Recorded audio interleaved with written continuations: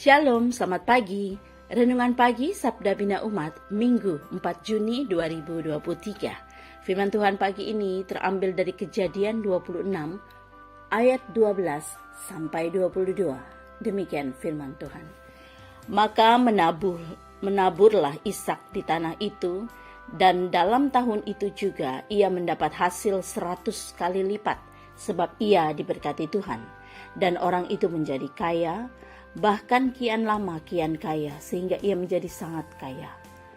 Ia mempunyai kumpulan kambing domba dan lembu sapi serta banyak anak buah, sehingga orang Filistin itu cemburu kepadanya.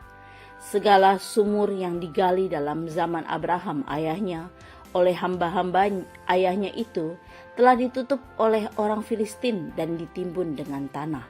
Lalu kata Abimelek kepada Ishak, "Pergilah dari tengah-tengah kami, sebab engkau telah menjadi jauh lebih berkuasa daripada kami." Jadi pergilah Ishak dari situ, dan berkemahlah ia di lembah Gerar, dan ia menetap di situ. Kemudian Ishak menggali kembali sumur-sumur yang digali dalam zaman Abraham ayahnya, dan yang telah ditutup oleh orang Filistin sesudah Abraham mati. Disebutkannya lah nama sumur-sumur itu menurut nama-nama yang telah diberikan oleh ayahnya. Ketika hamba-hamba Ishak menggali di lembah itu, mereka mendapati di situ mata air yang terbual-bual airnya. Lalu bertengkarlah para gembala Gerar dengan para gembala Ishak. Kata mereka, "Air ini kepunyaan kami."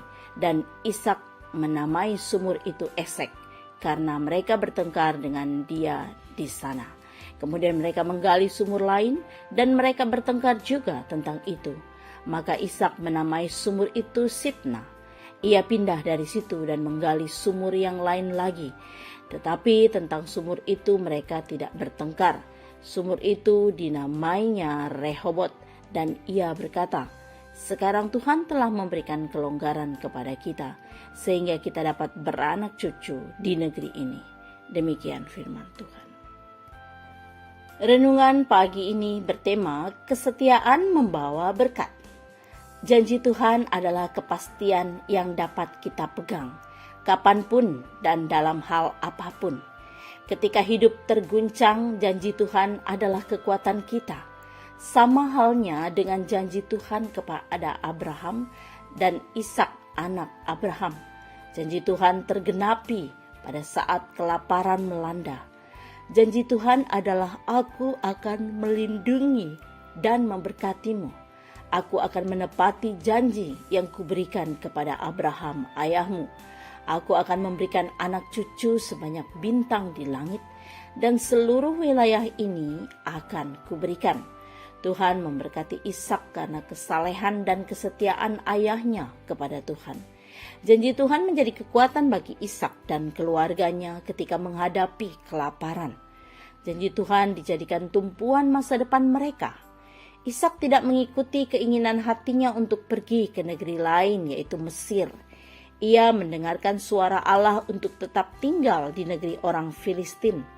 Ketaatannya pada perintah Tuhan dan keberaniannya untuk hidup atas petunjuk Tuhan membuat tetap tinggal dalam pemeliharaan Allah.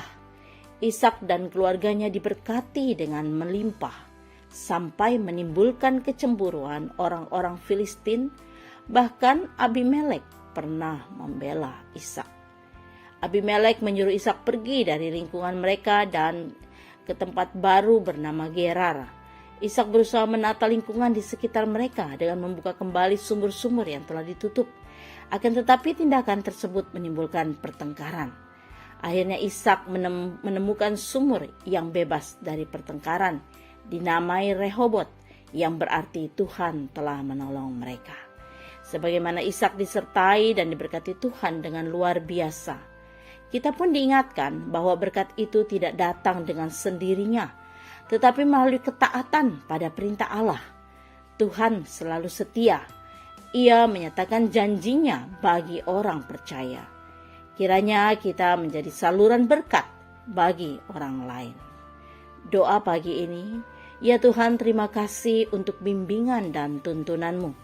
Ajarlah kami untuk tetap seturut dengan kehendak-Mu.